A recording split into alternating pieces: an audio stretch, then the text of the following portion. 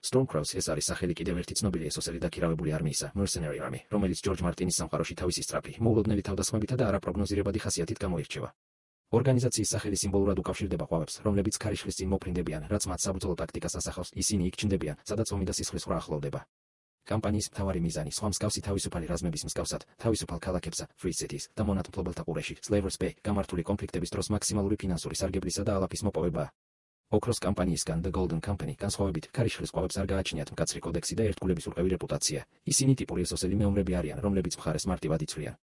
არმია დაახლოებით 500 მებრძოლისგან შედგება, რაც მათ საშუალებას აძლევს იყვნენ მობილურები და იდეალურად შეასრულონ მოულოდნელი თავდასხმები თუ პარტიზანული მისიები. მათი სამხედრო ძალა ძირითადად მსუბუქი კავალერიისგან და მოქნილი ქვეითებისგან შედგება. კამპანიის მართვა კოლეგიურია და მას ერთდროულად 3 კაპიტანი ხელმძღვანელობს, რომელთა შორის ყველაზე ცნობილი და გავლენიანი Darion Harrisია, Darion Harris. სერიალ სამეფო კარის თამაშებისგან Game of Thrones განსხვავებით, სადაც ქარიშხლის ყვავები საერთოდ ამოჭრეს სიუჟეტიდან და Darion Harrisi პირდაპირ მეორე შობილების, Second Sons, ლიდერად აქციეს. წიგნებში მათ უმნიშვნელოვანესი როლი აქვთ Daenerys Targaryen კამპანიაში. წიგნში ხმლების ქარიშხალი ისინი თავდაპირველად იუნკაის მონათმფლობელებმა დაიქირავეს Daenerys-ის წინააღმდეგ საბრძოლველად. თუმცა Darion Harrisმა მოკლა თავისი თანამმართველები, არმია დედოფლის მხარეს გადაიყვანა და მას იუნკაის აღებაში დაეხმარა.